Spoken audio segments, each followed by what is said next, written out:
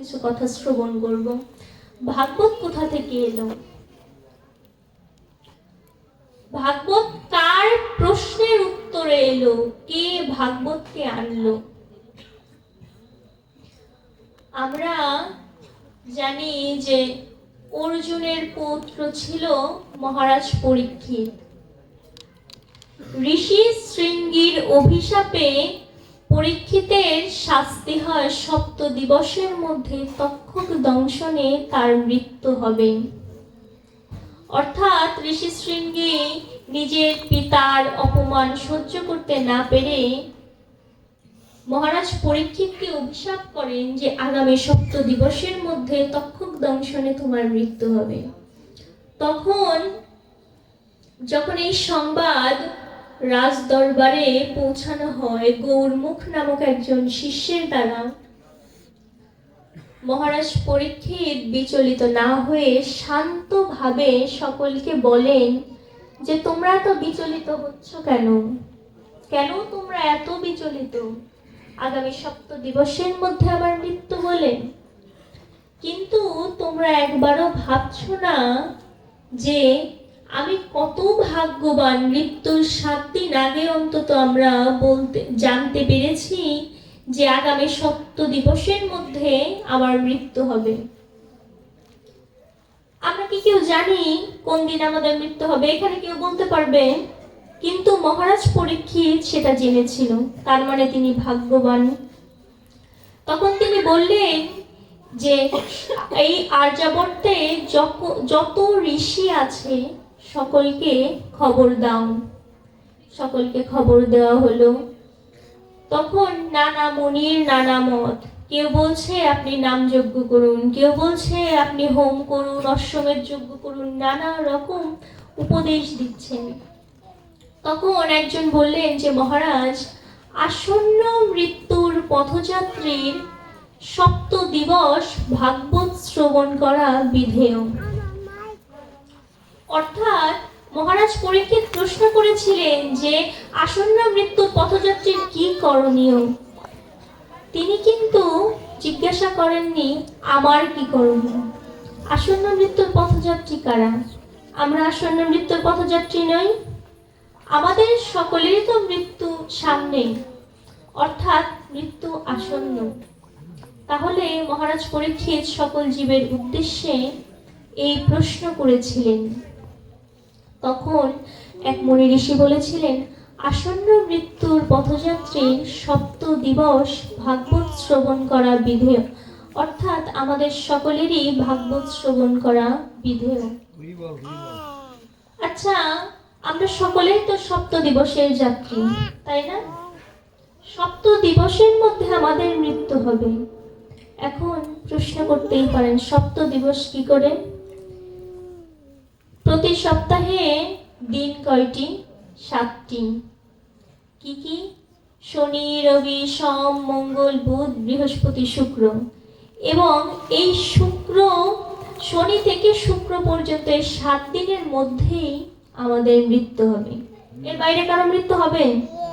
কখনোই না। এই 7 দিনের মধ্যে মৃত্যু হবে। অর্থাৎ এই সকল জীবের উদ্ধারের জন্যই ভাগবতের আগমন। কে আনলেন? মহারাজ পরীক্ষিত। হরে কৃষ্ণ।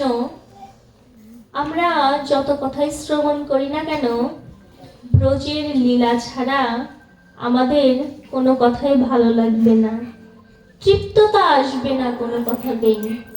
অর্থাৎ ব্রজের কথা শ্রবণ করতে সকলের অভিলাষ থাকে মনের মধ্যে। আমরা একটু ব্রজলীলার দিকে অগ্রসর হই। আজ বাৎসল্য রসে কানাই বলছে সে সকলের সাথে খেলা করছে, খেলতে খেলতে হঠাৎ শ্রীদামা উঠে যাচ্ছে। বলছে, কিরে শ্রীদামা, তুই উঠে যাচ্ছিস? কোথায় যাচ্ছিস? খেলা তো শেষ হয়নি।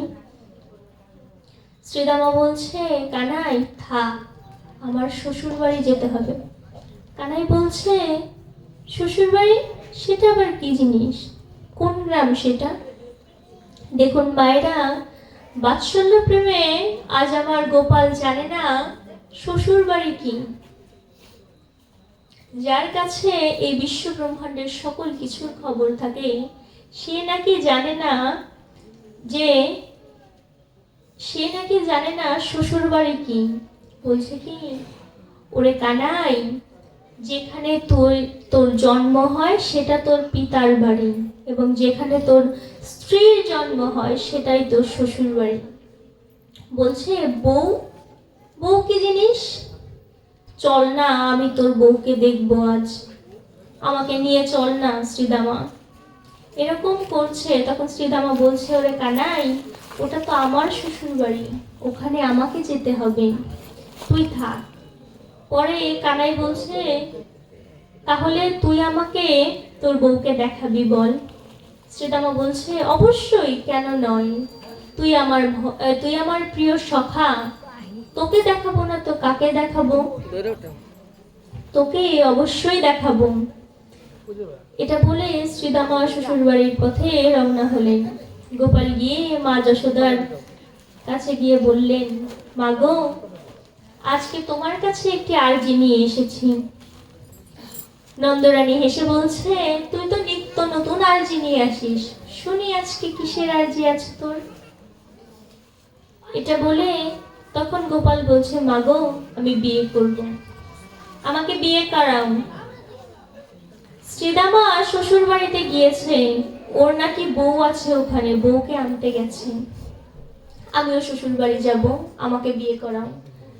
মা যশোদা বলছে, ওরে কানাই, বিয়ে কি মুখের কথা? মেয়ে খুঁজতে হবে না, তুই থাম, তোর পিতা আজকে বাড়িতে আসলে তাকে বলবো। তখন কানাই বলছে, না, সে কথা শুনবো না, আমাকে আজই বিয়ে করাতে হবে। নন্দরানী একটু ছল করে বললেন, তোর কেমন মেয়ে পছন্দ বলতো দেখি। ভগবান শ্রীকৃষ্ণ রাধারানীর আরাধনা করছেন, আরাধনা করে বলছেন, আকর্ণ বিস্তৃত যেন কমলাক্ষ নয়ন হয়। চোখ বন্ধ করে করে রাধারানীর কেশের বর্ণনা দিচ্ছেন, রাধারানীর নয়নের বর্ণনা দিচ্ছেন। তারপর নন্দরানী বলল, ঠিক আছে, তোর বাবাকে আসতে দে আজকে, তোর বাবা আসলে তাকে বলবো তোর বিয়ের কথা। গোপাল বলছে, মাগো, তাহলে আমি এখন যাই, শ্রীদামা যে বলেছে ও বউ নিয়ে আসলে আমাকে দেখাবে, তবে আমি যাই। কানাই ছুটতে ছুটতে গিয়েছে, শ্রীদামা বউ নিয়ে এসেছে। আসলে ব্রজবাসী মায়েদের বিবাহের একটি নিয়ম আছে, তারা সকলে অনেক বড় করে ঘোমটা দেয়। সেই যে শ্রীদামার বউ, সেও বড় করে ঘোমটা দিয়েছে, তার নাম হলো মাধবী। 84 ক্রোশ ব্রজেই তার জন্ম। মাধবীর যখন বিয়ে হয়, তখন মাধবীর মা মাধবীকে বলে দিয়েছিল, মাধবী, শ্বশুর বাড়িতে গিয়ে শ্বশুর শাশুড়ি সকলের সেবা করবি, সকলকে ভালোবাসবি, কিন্তু একজনের দিকে তাকাবি না, একজনের বদন কখনো দর্শন করবি না। তখন মাধবী বলছে যে, কার বদন? শুনেছি আমার জামাই শ্রীদামার নাকি এক বন্ধু আছে, নাম তার কানাই। সেই কানাইয়ের বদন যদি ভুলেও দর্শন করিস, তোর আর সংসার করা হবে না, তাই কানাইয়ের বদন দর্শন করবি না, খবরদার। আমার কি মনে হয় জানেন, এই পৃথিবীতে যাকে দেখবার সবচেয়ে বেশি নিষেধ আছে, তাকেই না দেখবার। কথাটি আবার বলি, এই পৃথিবীতে যাকে দেখবার সবচেয়ে বেশি নিষেধ আছে, তাকেই না দেখবার। এবং যা দেখবার নয়, তা আমরা নিরন্তর দর্শন করে যাচ্ছি। আমাদের জন্ম হয়েছে গোবিন্দের নাম সংকীর্তন করার জন্য, সদাই সর্বক্ষণ গোবিন্দের শ্রী বিগ্রহ দর্শন করার জন্য, কিন্তু আমরা যখন মন্দিরের পাশ দিয়ে হেঁটে যাই, ভুলেও সেই বিগ্রহের দিকে একবার নয়ন দেই না। যদি একবার ওই বিগ্রহের দিকে নয়নের মাধুরী মিশিয়ে দর্শন করি, তবেই আমার দর্শনটা হয়ে যাবে, অর্থাৎ সুদর্শন হবে এবং মনের কালিমা তৎক্ষণাৎ দূরীভূত হবে। কিন্তু আমরা সেটা করি না। আমরা কত আজে বাজে জিনিস দেখি, কত অশ্লীল জিনিস দেখি, কিন্তু যা দেখবার সেটি কখনোই আমরা দেখি না। তাই তো কবিগুরু বললেন, আমার হিয়ার মাঝে লুকিয়েছিলে, দেখতে আমি পাইনি তোমায়, আমি বাহির পানে চোখ মেলেছি, হৃদয় পানে চাইনি। অর্থাৎ যে পরমাত্মা আমার দেহের মধ্যে বিরাজ করছে, আমি তাকে না দেখে বিশ্ব ব্রহ্মাণ্ডের সকল কিছু দর্শন করে গেলাম। আমাদের জীবন কি সার্থক হবে? কখনোই সার্থক হবে না। সার্থক তখনই হবে যখন আমি আমার মধ্যে বিরাজমান গোবিন্দের শ্রী বিগ্রহ দর্শন করতে পারবো। এখন কানাই যখন বলছে, শ্রীদামা বউ তো নিয়ে এসেছিস, এবার বউকে দেখা। শ্রীদামা বলছে, মাধবী তোমার ঘোমটাটা তোলো, দেখো কানাই, একে দেখলেই জীবন ধন্য হয়, ওকে দর্শন করো একবার। মাধবী এইভাবে ঘোমটা নামিয়ে দিচ্ছে। মাধবী বলছে, আমি এর বদন দর্শন করব না। কেন দর্শন করবে না? আমার মায়ের নিষেধ আছে, এর বদন দর্শন করা যাবে না। গোবিন্দের চোখ ছলছল হয়ে গেল, অর্থাৎ তার চোখ দিয়ে একটু হলেই অশ্রু গড়িয়ে পড়বে, যে এই পৃথিবীতে সকলে আমার মূর্তি দর্শন করার জন্য ব্যাকুল, মাধবী তুমি আমাকে দর্শন করবে না? তোমার এত বড় কথা, তুমি আমাকে দর্শন করবে না? এটি ভেবে গোবিন্দের নয়ন থেকে যেন জল গড়িয়ে পড়বে। তাহলে মাধবী বলছে, আমি কোনো মতেই এর বদন দর্শন করতে পারবো না, কারণ আমার মায়ের নিষেধ আছে, বদন দর্শন করলে আমার আর সংসার করা হবে না। এই যে আমাদের মুরলীধারী মদন মোহন শ্রী গোবিন্দ সর্বকারণের পরম কারণ, তিনি এত সুন্দর মূর্তি ধারণ করে আমাদের মন্দিরে বিরাজ করছেন, তাকে একবার দেখলেই তো জীবন ধন্য হয়। সেই মাধবী আমার গোবিন্দের মূর্তি দর্শন করবে না। তখন গোবিন্দ বলছে, মাধবী আজকে তুমি আমাকে দেখলে না তো, তুমি মনে রেখো আমাকে দেখার জন্য একদিন তোমাকে কাঁদতে হবে। তুমি হাহাকার করবে, কষ্ট যন্ত্রণায় ছটফট করবে, বিরহের অনলে পড়তে পড়তে তুমি শেষ হয়ে যাবে, কিন্তু তুমি আমার দর্শন পাবে না। এটা বলে চলে গেল আমার শ্রী গোবিন্দ। নিশি প্রভাত হলো। পরের দিন শ্বশুর বাড়িতে মাধবীর প্রথম সকাল। সকাল থেকে এসে শুনছে ব্রজগোপীদের মুখে, জানিস গোবিন্দ আজকে কি করেছে?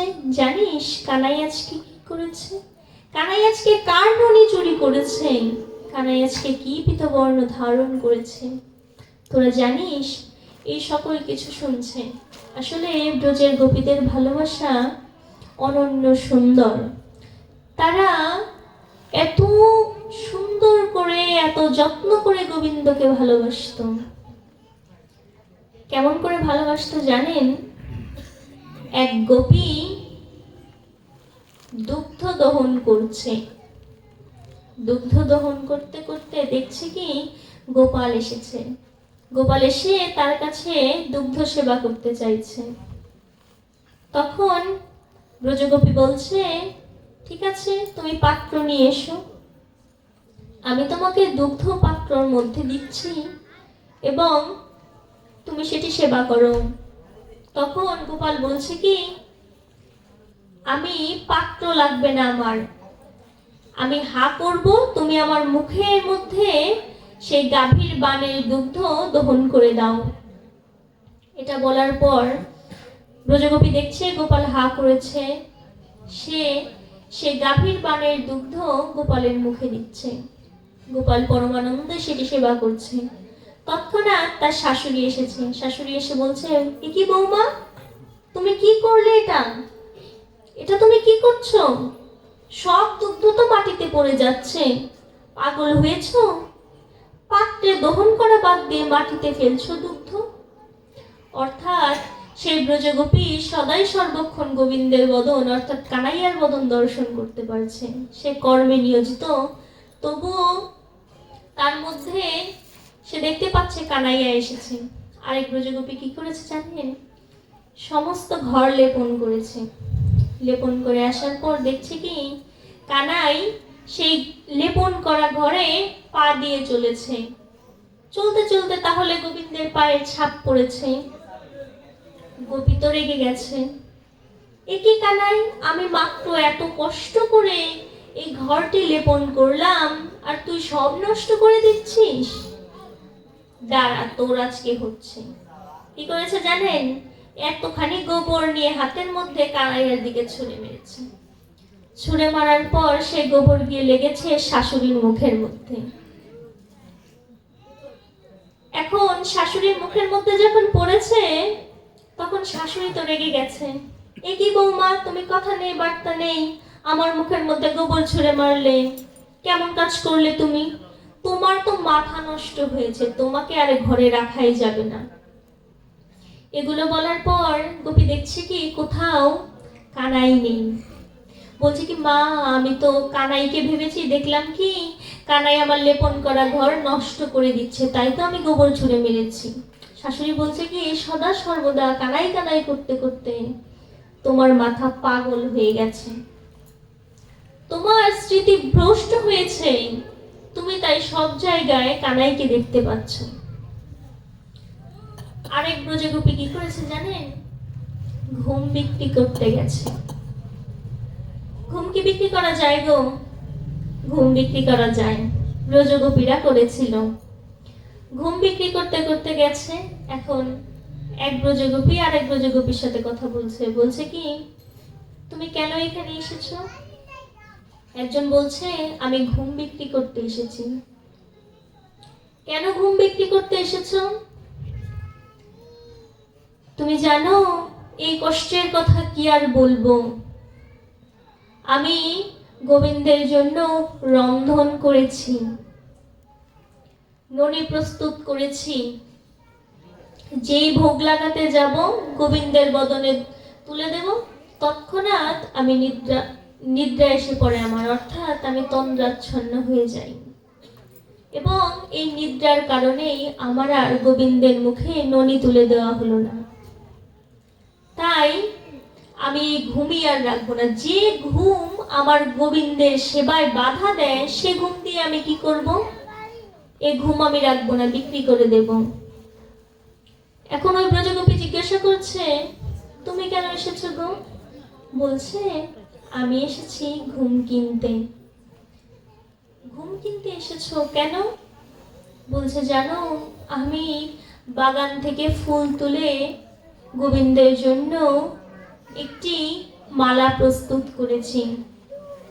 কিভাবে মালা প্রস্তুত করেছি জানো? স্বপ্নের মধ্যে মালা প্রস্তুত করেছি। কত কষ্ট করে সেই মালাটি গেঁথেছি। গেঁথে যখন আমার গোবিন্দের গলে পরিয়ে দেব, তৎক্ষণাৎ আমার ঘুম ভেঙে গেছে। আমি আর সেই মালাটি গোবিন্দের গলে পরাতে পারলাম না।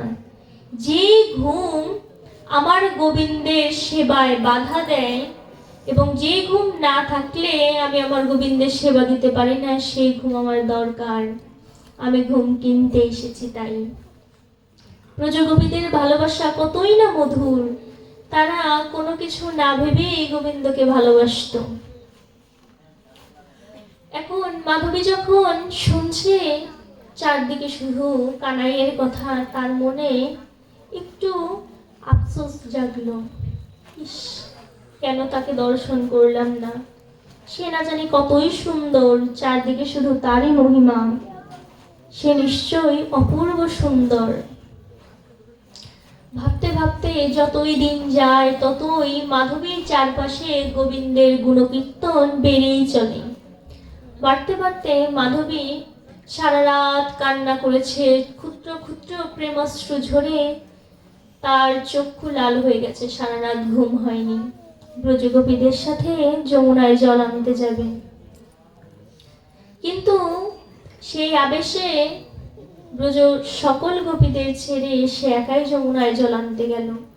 জল আনতে গিয়ে জল যখন তুলেছে ঘড়ার, সেই ঘড়াটি ভারী হয়ে গেছে, অর্থাৎ সে তুলতে পারছে না। এখন সে বলছে, এই যে ব্রজবালক, একটু আসো না, আমাকে একটু সাহায্য করো, আমি ঘোড়াটা তুলতে পারছি না, একটু সাহায্য করো না আমাকে। এটা বলে যখন সাহায্য চাইছে, সে ত্রিভঙ্গ মুরারি বংশীধারী মুরলীধারী শ্যাম সুন্দর মদনমোহন আবির্ভূত হয়েছে। আবির্ভূত হয়ে মাধবীকে সাহায্য করতে গিয়ে এসেছে। এখন ঘোড়াটা তুলে দেওয়ার জন্য কানাইকে একটু উঁচু হতে হয়েছে, এবং মাধবী যেহেতু ঘোড়াটা মাথায় নেবে, তাকে একটু নিচু হতে হয়েছে। সে যখন ঝুঁকেছে, তার মাথার যে ঘোমটা সেটি পড়ে গেছে, এবং পড়ে যাওয়ার পর গোবিন্দের চরণের দিকে তার নয়ন গেছে। চরণের দিকে নয়ন যাওয়ার পর সে সম্পূর্ণ দেহ একবার দর্শন করেছে। একবার দর্শন করার পর সে গোবিন্দের এত সুন্দর উজ্জ্বল তেজদীপ্ত দেহ এবং রূপ দেখে মূর্ছিত হয়ে তৎক্ষণাৎ মাটিতে পড়ে গেছে। কিছুক্ষণ পর যে সখীরা সময়ে এসেছিল জল নিতে, সেই সখীরা বলছে, আরে ওই তো মাধবী পড়ে আছে, চল গিয়ে দেখি ওর কি হয়েছে। মাধবীর কাছে গিয়েছে, যমুনা থেকে জল নিয়ে মাধবীর চোখে মুখে ছিটা দিয়েছে। ছিটিয়ে দেওয়ার পর মাধবী উঠেছে, উঠে বলছে, বল না সখী, কাকে দেখলাম? সেই তেজদীপ্ত দেহ, তেজদীপ্ত রূপ, সুগন্ধে চর্চিত, কাকে দেখলাম? বলতে বলতে আবার মূর্ছা গেল। এখন মূর্ছা যাওয়ার পর তাকে আবার জল ছিটিয়ে সুস্থ করা হলো এবং বাড়িতে নিয়ে যাওয়া হলো। যতই দিন যায় তার যেন পাগলামি বাড়তেই থাকে। বল না সখী, কাকে দেখলাম? কাকে দেখলাম আমি? কে সে?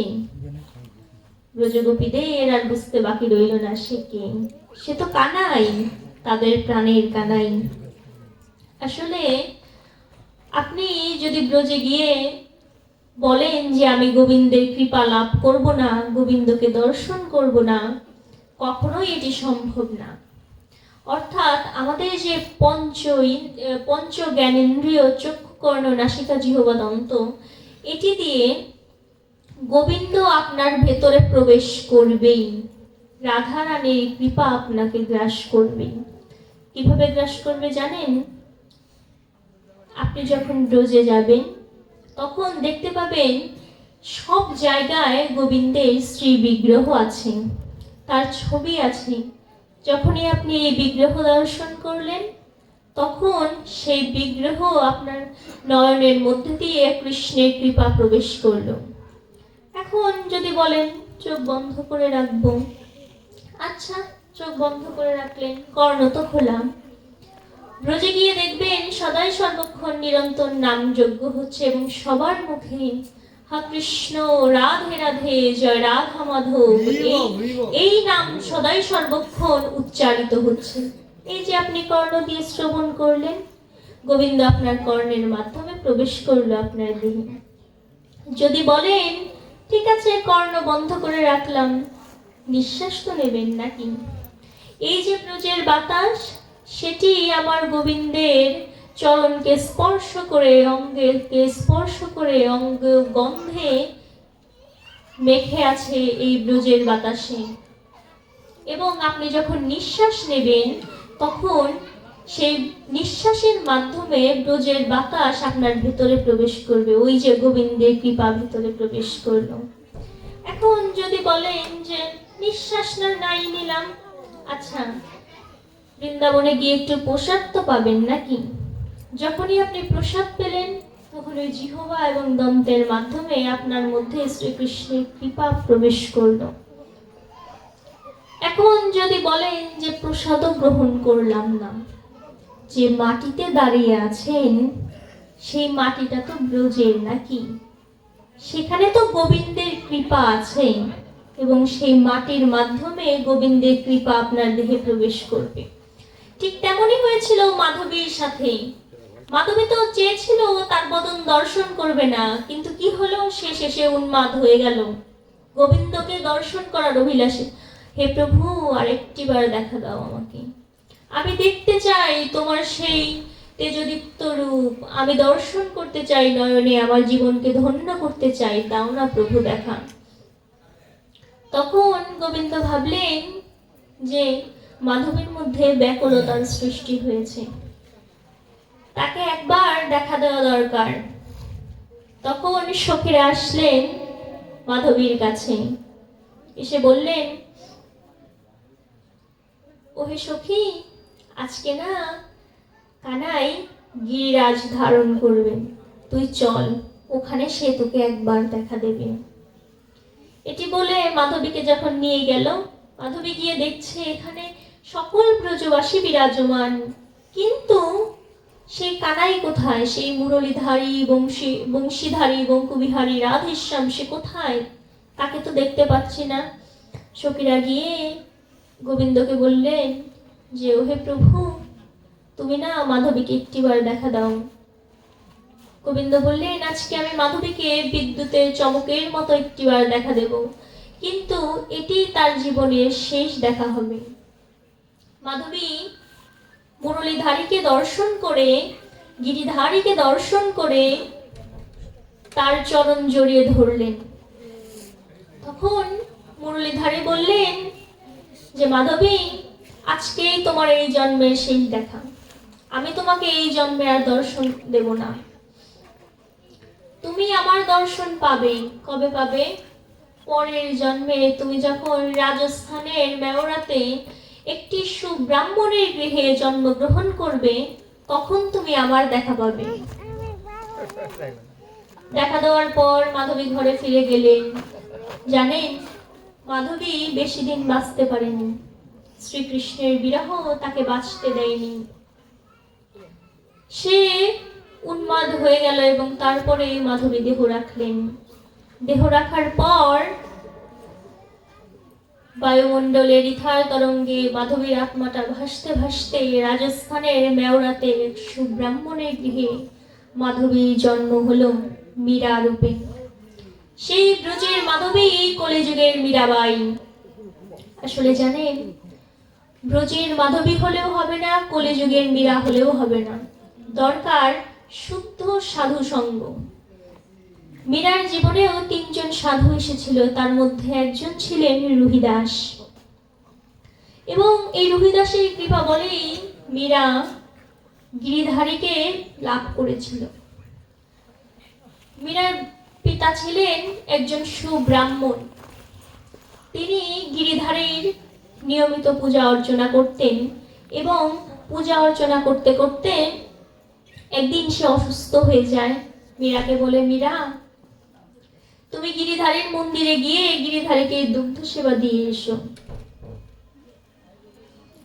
তখন মীরা গিয়েছে দুগ্ধ নিয়ে গিরিধারীর মন্দিরে, বলছে কি, প্রভু, সেবা গ্রহণ করো না, প্রতিদিন আমার পিতা কত মন্ত্রতন্ত্র দিয়ে তোমাকে সেবা দেয়, তাই তুমি গ্রহণ করো, আমি তো ছোট মানুষ, মন্ত্রতন্ত্র আমি জানি না, তুমি কৃপা করে আমার সেবাটা গ্রহণ করো না প্রভু, প্রভু গ্রহণ করো না। বলতে বলতে গিরিধারীর মন্দিরের সেই বিগ্রহের সামনে পাথরে মাথা ঠুকতে ঠুকতে মাথা রক্তাক্ত হয়ে যায়।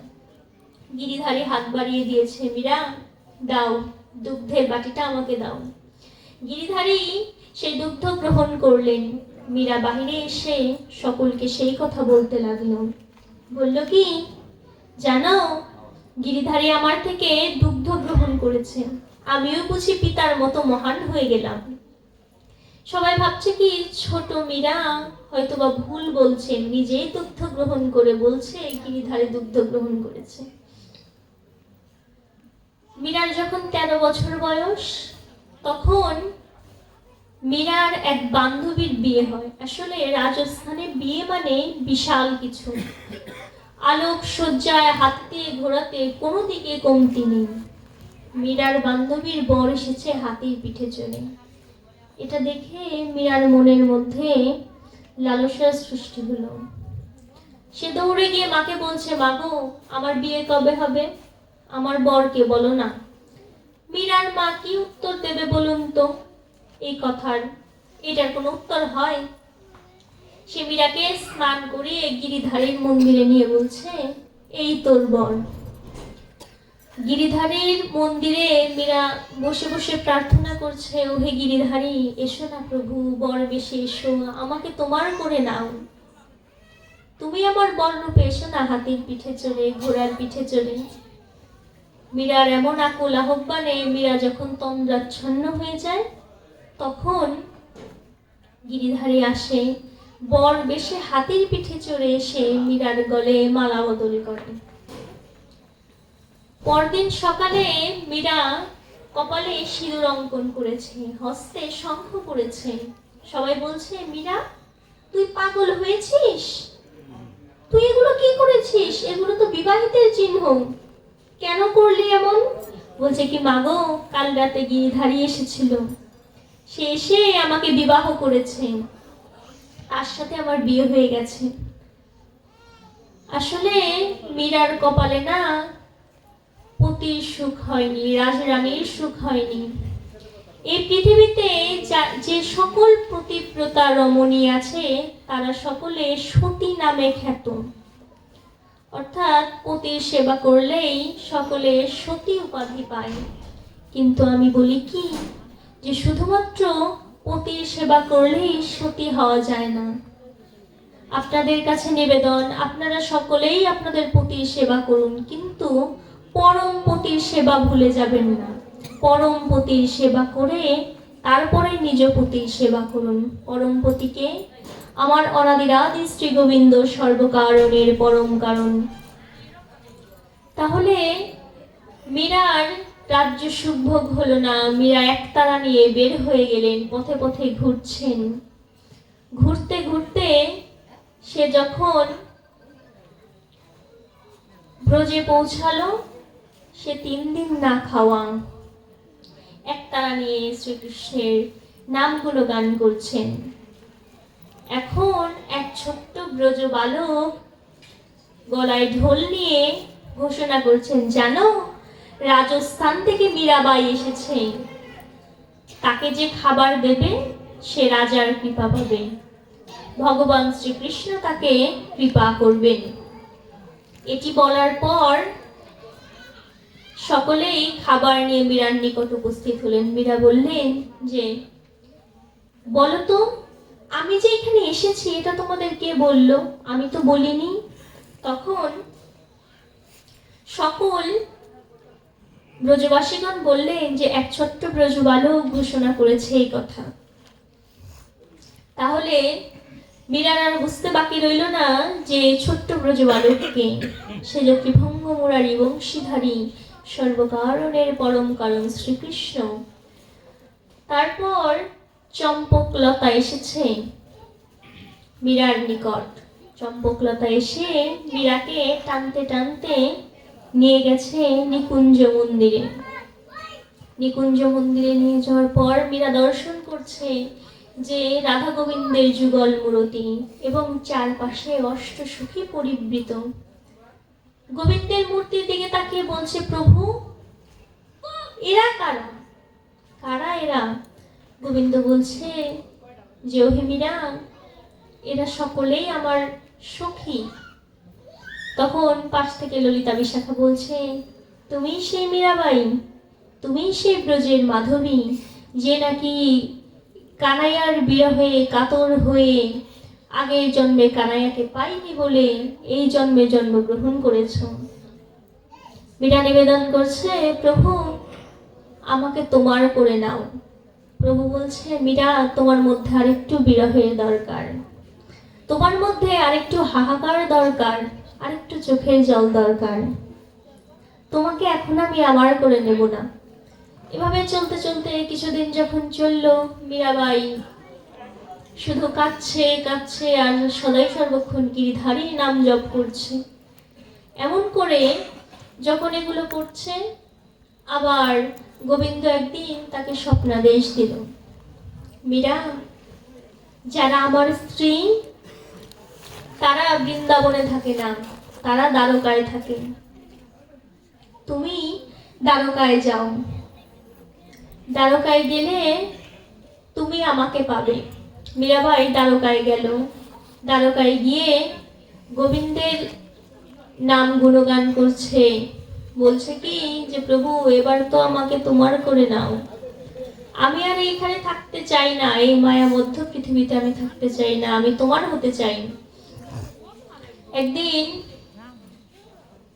গোবিন্দ মীরাকে আবার স্বপ্ন দেখালেন। স্বপ্নে মীরাবাইয়ের কাছে এলেন, বললেন মীরা, তোমার মধ্যে হাহাকার বিরহ পরিপূর্ণ হয়েছে, তোমার চোখের জল সার্থক হয়েছে। মীরাবাই বলল কি গোবিন্দের শ্রী বিগ্রহ জড়িয়ে ধরে, প্রভু আমি আর পারছি না, আমাকে তোমার করে নাও। বলতে বলতেই মীরাবাই গোবিন্দের দেহে, গিরিধারীর দেহে বিলীন হয়ে গেল এবং মীরাবাইয়ের এক টুকরো কাপড় গিরিধারীর মুখে লেগে রইল। এই হলো ব্রজের মাধবী আর কলির মীরাবাই। তো আমি বলি কি যে ব্রজের মাধবী হলেও হবে না, কলিযুগের মীরাবাই হলেও হবে না, শুদ্ধ প্রেম, কৃষ্ণ ভক্তি, বিরহ হাহাকার দরকার গোবিন্দকে লাভ করার জন্য। আমরা যদি মীরার মতো এমন গভীর প্রেম দিয়ে গোবিন্দকে ডাকতে পারি, তবে আমরাও একদিন মীরার মতো তাকে প্রাপ্ত হতে পারব। মীরার ভজনে শাস্ত্রকারগণ মীরার ভজন লিখেছিলেন এবং এই দৃশ্য দূর থেকে দর্শন করে বলছে, ওহে মীরা, তুমি তো গোবিন্দকে লাভ করতে পারলে, আমি তো পাপী, আমরা তো অধম, আমরা কি গোবিন্দকে লাভ করতে পারবো? আমরা কি কখনো গোবিন্দকে পেতে পারবো? বলো না মীরা, তুমি কতই না ভাগ্যবান, তুমি গোবিন্দকে লাভ করলে। মীরার ভজনে শাস্ত্রকারগণ লিখেছিলেন, अच्युतं केशवं कृष्ण दामोदर, अच्युतं केशवं कृष्ण दामोदर, राम नारायण जानकी वल्लभं, राम नारायण जानकी वल्लभं। कौन कहते हैं भगवान आते नहीं, कौन कहते हैं भगवान आते नहीं, तुम मीरा की जैसे बुलाते नहीं, तुम मीरा की जैसे बुलाते नहीं। कौन कहते हैं भगवान खाते नहीं, कौन कहते हैं भगवान खाते नहीं, बीर शबरी की जैसे खिलाते नहीं, बीर शबरी की जैसे खिलाते नहीं। कौन कहते हैं भगवान सोते नहीं, कौन कहते हैं भगवान सोते नहीं, माया यशोदा की जैसे सुलाते नहीं, माया यशोदा की जैसे सुलाते नहीं। कौन कहते हैं भगवान नाचते नहीं, कौन कहते हैं भगवान नाचते नहीं, गोपियों की तरह तुम नचाते नहीं, गोपियों की तरह तुम नचाते नहीं, मीरा की जैसे तुम बुलाते नहीं, बीर शबरी की जैसे खिलाते नहीं, माँ यशोदा की जैसे सुलाते नहीं। अच्युतं केशवं कृष्ण दामोदर, अच्युतं केशवं कृष्ण दामोदर, राम नारायण जानकी वल्लभं, राम नारायण जानकी वल्लभं। শাস্ত্রকারগণ কি বললেন? কে বলেছে ভগবান আসে না? তুমি যদি বলো ভগবান আসে না, তবে তুমি মীরাবাইয়ের মতো ডাকতেই পারো না। কারণ মীরাবাইয়ের ডাকে তো ভগবান এসেছিলেন। বিশ্রাম কথা এটা। মীরাবাইয়ের ডাকে ভগবান এসেছিলেন। কে বলেছে ভগবান খায় না? তুমি যদি